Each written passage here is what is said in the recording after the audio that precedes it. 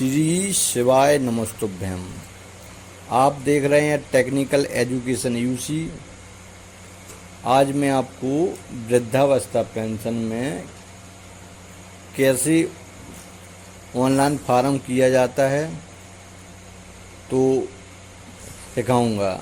Old age pension का कैसे online form करते हैं इसकी पूरी विधि बताऊंगा, स्टेप बाय स्टेप कैसे ओल्ड एज फार्म ऑनलाइन किया जाता है।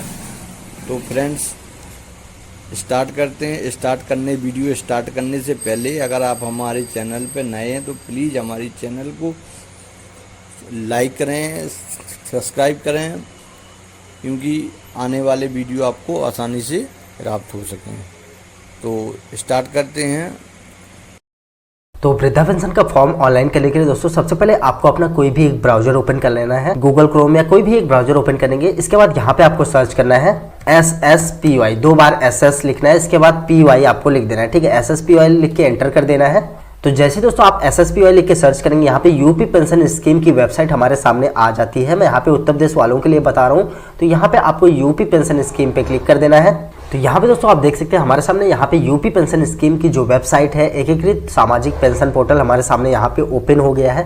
तो यहाँ पे आप देखेंगे अभी आप होम पेज पे हैं। ठीक है, अगर आप यहाँ पे वृद्धावस्था पेंशन भरना चाहते हैं जो 60 साल जिसे हम बोलते हैं, तो यहाँ पे वृद्धावस्था पेंशन, निराश्रित मतलब विधवा महिला होता है। ठीक है, दिव्यांग एंड कुष्ठावस्था पेंशन यहाँ पे आपको मिल जाएगा। तो मैं आज इस फॉर्म में आपको वृद्धावस्था पेंशन दिखाने वाला हूँ। तो वृद्धावस्था पेंशन पे क्लिक करना है आपको। तो वृद्धावस्था पेंशन पे क्लिक करते हैं दोस्तों आप यहाँ पे देख सकते हैं हम वृद्धावस्था के पेज पे आ गए हैं। तो यहाँ पे आपको बीच वाले सेक्शन में आना है यहाँ पे। ठीक है, तो यहाँ पे आप देखेंगे 3 ऑप्शन आपको मिलता है। सबसे पहले ऑनलाइन आवेदन करें, दूसरा आवेदक लॉगिन, तीसरा यहाँ पे पात्रता है। तो पात्रता मैंने पहले ही आपको बता दी है। तो हम सीधा यहाँ पे ऑनलाइन आवेदन करेंगे। ठीक है, आवेदन लॉगिन भी हमें यहाँ पे करना पड़ेगा बीच में, तो मैं उसको आपको स्टेप बाय स्टेप बताता रहूंगा। तो सबसे पहले चलिए ऑनलाइन आवेदन करें पे क्लिक करते हैं।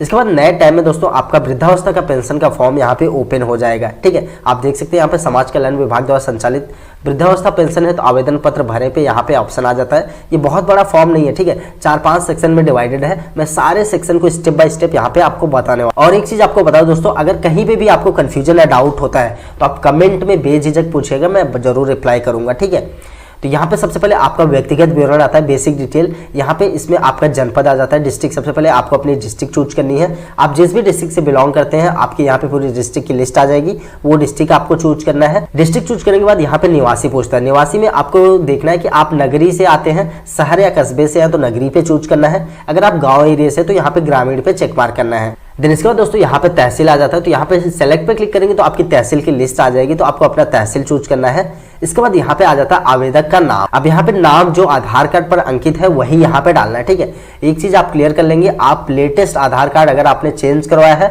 तो आप अपना नया वाला आधार कार्ड डाउनलोड करके उसी के हिसाब से फॉर्म फिल करेंगे, क्योंकि यहाँ पे अगर आप आधार कार्ड के हिसाब से नाम नहीं डालेंगे तो आखिरी में एक ऑथेंटिकेशन होता है, वहां पे आपका ऑथेंटिकेट नहीं होगा। तो यहाँ पे आपको कैंडिडेट का नाम डालना है आधार कार्ड के हिसाब से। इसके बाद यहाँ पे जेंडर चूज करना है, मेल है फीमेल है जो भी है आपको चूज कर लेना है। देन यहाँ पे जन्म तारीख आती है, डेट ऑफ बर्थ हमें यहाँ पे चूज करना है। डेट ऑफ बर्थ के लिए हमें कैलेंडर पे क्लिक करना है। देन इसके बाद यहाँ पे सबसे पहले आप ऐसे बैक जाएंगे तो यहाँ पे ईयर आपको चूज करनी है। इसके बाद मंथ, देन जो भी आपकी डेट है वो डेट यहाँ पे आपको चूज कर लेना है। तो इसके बाद उनके पिता या पति का नाम यहाँ पे डाल देना है। अगर आप लेडीज का कर रहे हैं तो पति का नाम डालना है, अगर आप किसी जेंट्स का कर रहे हैं तो यहाँ पे आपको उनके पिता का नाम डाल देना है। इसके बाद यहाँ पे श्रेणी आता है, कैटेगरी में आपको सेलेक्ट कैटेगरी पे क्लिक करना है। आप जनरल कैटेगरी से आते हैं, माइनॉरिटी कैटेगरी से आते हैं, या फिर ओबीसी अन्य पिछड़ा वर्ग आते हैं, या SC ST जिस भी कैटेगरी से आते हैं आपको यहाँ पे चूज कर लेना है। इसके बाद यहाँ पे संपर्क सूत्र पूछता है, तो यहाँ पे आपको अपना मोबाइल नंबर डालना है। देन सेम मोबाइल नंबर दोबारा से यहाँ पे आपको कंफर्म करना पड़ेगा। देन यहाँ पे पूरा पता पूछता है, तो अब देखिए कंप्लीट एड्रेस आपको कैसे डालना है। अगर आप गाँव से आते तो यहाँ पे फुल एड्रेस में आपको आना है। इसके बाद यहाँ पे लिखना है विलेज। देन आपको अपने गांव का नाम, जो भी आपका गांव है उस गांव का नाम यहाँ पे लिख देना है। इसके बाद इसी में आपको लिखना है पोस्ट। देन आपको अपने पोस्ट का नाम, देन इसके बाद इसी में आपको तहसील भी लिख देना है। ठीक है, आपको अपना तहसील का नाम यहाँ पे लिखना है। देन यहाँ पे डिस्ट्रिक्ट, इसके बाद आपका डिस्ट्रिक्ट का, देन आपको अपने एरिया का पिन कोड यहाँ पे डाल देना है। पूरा कंप्लीट एड्रेस जो आधार कार्ड पे सेम टू सेम यहाँ पे डाल देना है। इसके बाद हम आ जाते हैं बैंक का विवरण में। तो बैंक के विवरण में दोस्तों यहाँ पे सबसे पहले पूछता है बैंक का नाम। तो जिनका आप फॉर्म फिल कर रहे हैं उनका कौन से बैंक में अकाउंट है, यहाँ पे आपको बैंक चूज करना है। देन बैंक चूज करने के बाद यहाँ पे नेम ऑफ ब्रांच आता है। तो यहाँ पे पूरे ब्रांच की लिस्ट आ जाएगी उस बैंक की जहाँ जहाँ पे उनका ब्रांच है। तो आपको सेलेक्ट कर लेना है कौन सी ब्रांच में उनका अकाउंट है, ठीक है। फिर इसके बाद यहाँ पे खाता नंबर पूछता है, तो नंबर है वो यहाँ पे डाल देना, खाता संख्या यहाँ पे। देन दोबारा से यहाँ पे अकाउंट नंबर को कंफर्म करना है, दोबारा से यहाँ पे डालना है। और एक चीज आप यहाँ पे देखेंगे, जैसे आप यहाँ पे ब्रांच चूज करेंगे दोस्तों, यहाँ पे जो IFSC कोड होता है वो ऑटोमेटिक यहाँ पे आ जाएगा, आपको मैनुअल फिल करने की कोई जरूरत नहीं है। बाद हम आ जाते हैं यहाँ पे आय का विवरण में। यहाँ में हमारे आय प्रमाण पत्र की डिटेल देनी है। तो यहाँ पे सबसे पहले पूछता है इनकम एप्लीकेशन नंबर। तो आप अपने आय प्रमाण पत्र में लेफ्ट साइड की तरफ ऊपर में देखेंगे आवेदन संख्या होता है, तो वो आवेदन संख्या यहाँ पे आपको डाल देना है, जो भी आवेदन संख्या है। इसके बाद यहाँ पे पूछता है इनकम सर्टिफिकेट नंबर। तो यहाँ पे आय प्रमाण पत्र का जो प्रमाण पत्र क्रमांक है, जो आवेदन संख्या के नीचे लिखा होगा आपके लेफ्ट साइड में ऊपर की तरफ, वो चीज यहाँ पे आपको लिख देनी है, ठीक है। इसके बाद हम आ जाते हैं दस्तावेज में। यहाँ पे हमें डॉक्यूमेंट अपलोड करना है। डॉक्यूमेंट में यहाँ सबसे पहले हमारी फोटो अपलोड करनी है। फोटो जो है JPG या JPEG फॉर्मेट में होना चाहिए। यहाँ पे 20 KB से ज्यादा हमारी फोटो नहीं होनी चाहिए। यहाँ पे हम चूज फाइल करके फोटो अपलोड कर लेते हैं। फोटो जैसे आप दोस्तों चूज करेंगे, यहाँ पे फोटो जो है अपलोड हो जाएगा। इसके बाद यहाँ पे अपलोड जन्म तिथि आय प्रमाण पत्र पूछता है, तो यहाँ पे हमें बर्थ एज सर्टिफिकेट यहाँ पे अपलोड करना पड़ेगा। इसके लिए आप अपना आधार कार्ड यहाँ पे अपलोड करेंगे। आधार कार्ड जो है यहाँ पे PDF फॉर्मेट में होना चाहिए और 200 KB से ज़्यादा नहीं होना चाहिए। तो चलिए चूज फाइल करके हम अपना आधार कार्ड यहाँ पे अपलोड कर लेते हैं। यहाँ पे हमारा आधार कार्ड भी अपलोड हो गया है। इसके बाद यहाँ पे हम आ जाते हैं डिक्लेरेशन में। यहाँ पे डिक्लेरेशन में आपको चेक मार्क करना है, यानी जो कैप्चा दिख रहा है कैप्चा यहाँ पे डाल के सबमिट पे क्लिक कर देना है। जैसे आप सबमिट करेंगे दोस्तों, यहाँ पे आपका वृद्धावस्था पेंशन हेतु पंजीकरण फॉर्म सफलतापूर्वक भरा जा चुका है ऐसा मैसेज आएगा। यहाँ पे आपका पंजीकरण संख्या आ जाता है, ठीक है। तो ये जो पंजीकरण संख्या है यही आपका रजिस्ट्रेशन नंबर है। ये टेक्स्ट मैसेज के थ्रू भी आपके पास चला जाता है। तो अब हमारा यहाँ पे जो फर्स्ट स्टेप है यहाँ पे कंप्लीट हो गया है। अब इसके बाद सेकंड स्टेप हमें फॉर्म को यहाँ पे कंप्लीट करना पड़ेगा। इसके लिए कृपया आवेदन की स्थिति के लिए यहाँ क्लिक करके लॉगिन करें पे क्लिक करना है। इसके बाद दोस्तों आप पंजीकृत आवेदन लॉगिन पे आ जाएंगे, ठीक है। यहाँ पे पंजीकृत आवेदन करता लॉगिन पे आ जाएंगे। तो यहाँ पे सेलेक्ट पेंशन स्कीम है, तो यहाँ पे आपको सेलेक्ट करना है आप कौन सा फॉर्म फिल कर रहे थे। ओल्ड एज 60 साल पेंशन जो वृद्धा पेंशन होता है, विडो मतलब विधवा, या फिर दिव्यांग पेंशन आप फिल करें। तो मैं अभी यहाँ पे ओल्ड एज पेंशन फिल कर रहा था। तो अभी जो रजिस्ट्रेशन नंबर मिला वो रजिस्ट्रेशन नंबर आपको यहाँ पे डालना है। देन जो मोबाइल नंबर अभी आपने डाला है फॉर्म में, वो मोबाइल नंबर यहाँ पे डाल के सेंड OTP पे क्लिक करना है। तो जैसे आप सेंड OTP पे क्लिक करेंगे दोस्तों, OTP आपके मोबाइल नंबर पर भेज दी जाएगी। अगर आपके पास OTP नहीं आता तो आपको 1 मिनट यहाँ पे वेट करना है, कम से कम 1 से 2 मिनट। OTP आपके पास आ जाएगी। देन OTP यहाँ पे डालना है। इसके बाद ये जो कैप्चा दिख रहा है, कैप्चा यहाँ पे डाल के लॉगिन पे क्लिक करना है। जैसे दोस्तों आप लॉगिन करेंगे, अब यहाँ पे आप डैशबोर्ड में लॉगिन हो गए हैं। तो अभी आपका यहाँ पे सिर्फ एक स्टेप यहाँ पे कंप्लीट हुआ है। यहाँ पे देख सकते हैं एप्लीकेंट फिल बाय एप्लीकेंट, यहाँ पे सिर्फ पहला जो है यहाँ पे हमारा स्टेप कंप्लीट हुआ है, ठीक है। अभी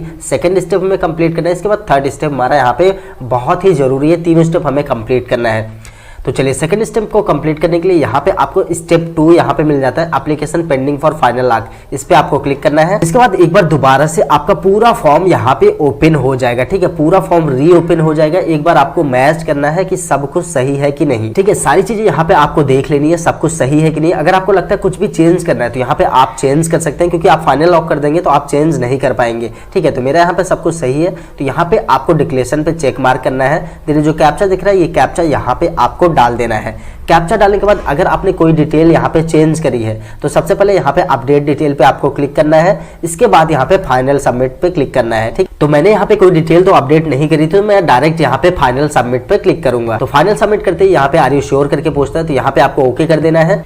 तो यहाँ पे आप देखेंगे जैसे आप सबमिट करेंगे सक्सेस फॉर्म फाइनली सबमिटेड यहाँ पे आ जाता है। तो यहाँ पे अब आपका फॉर्म जो है फाइनली सबमिट हो गया। अब इसमें कोई भी करेक्शन नहीं हो सकता है, तो इसको आपको ओके करना है। देन इसके बाद आप देखेंगे यहाँ पे सेकंड स्टेप भी हमारा कंप्लीट हो गया। नीचे भी आप देखेंगे यहाँ पे स्टेप बढ़ता हुआ दिख रहा है आपको, ठीक है। अब हमें यहाँ पे थर्ड स्टेप जो हमारा आधार से ऑथेंटिकेशन होता है वो यहाँ पे करना पड़ेगा। इसके लिए स्टेप 3 यहाँ पे application pending for Aadhaar verification, इस पे क्लिक करना है। देन यहाँ पे आपकी बेसिक डिटेल आ जाती है ऊपर। तो यहाँ पे आधार सत्यापन नीचे आ पाएंगे तो यहाँ पे आधार सत्यापन का एक सेक्शन बना है। तो इसमें देखिए आवेदक का नाम है इसमें।